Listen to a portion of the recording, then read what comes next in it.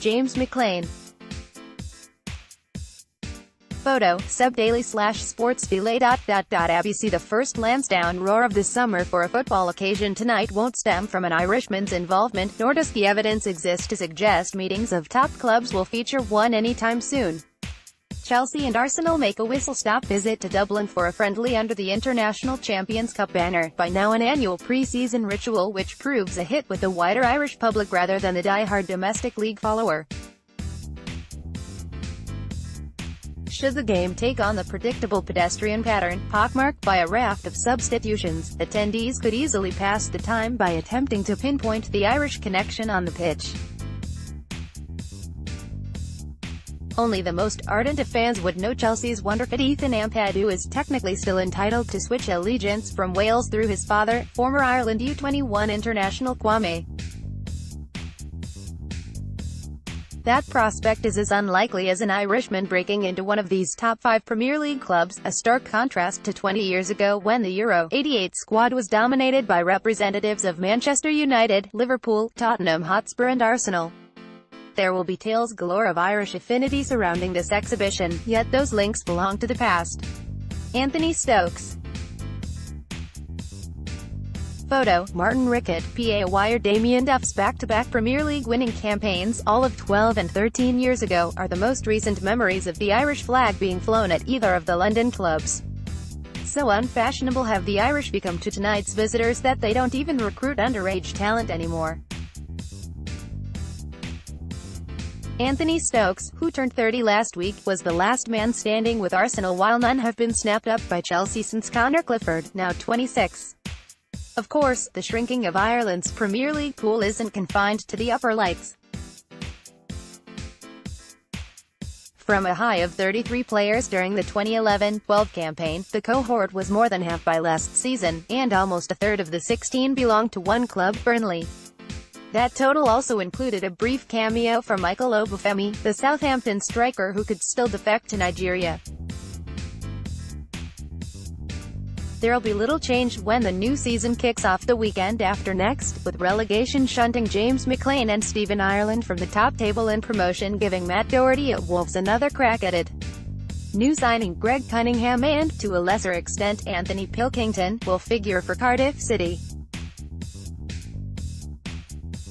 In contrast, the gems of yesteryear such as Devon, Liam Brady, modern-day Ireland have no standout player operating at the forefront of English and European club football to rely on.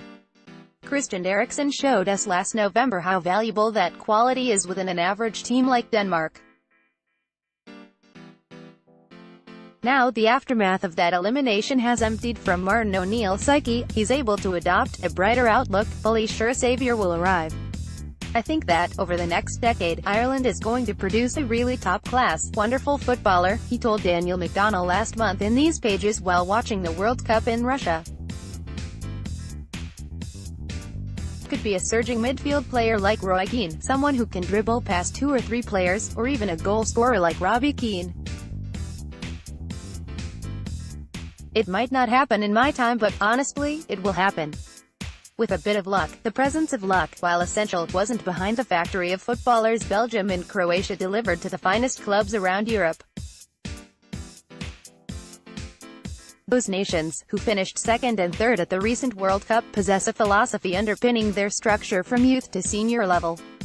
Damien Delaney, one of those 16 Irish participants in the Premier League last season and who fell out with O'Neill, noted an equivalent country to Ireland, Wales, were identifiable too for their philosophy. John Devine, a Dublin-born former Arsenal player, agrees with the Corkman. Devine has a personal interest in the topic, having worked as Manchester United's coaching director in Ireland for a decade under Alex Ferguson. More recently, he advocated an overhaul of the Irish system from his role with the South Dublin Football League, centering on introducing a 3-a-side program for 6-year-olds. When he was invited onto the FAI's Player Development Plan Committee, they went with a 4-a-side format instead.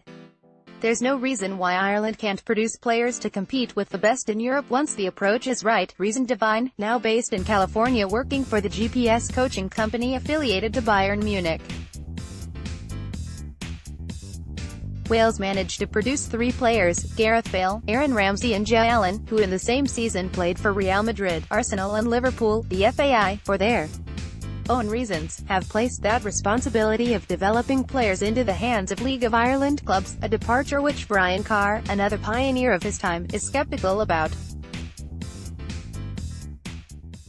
At least those tonight lamenting the absence of Irish, mostly outside rather than inside the Dublin 4 venue, can be assured the penny has dropped. Irish Independent.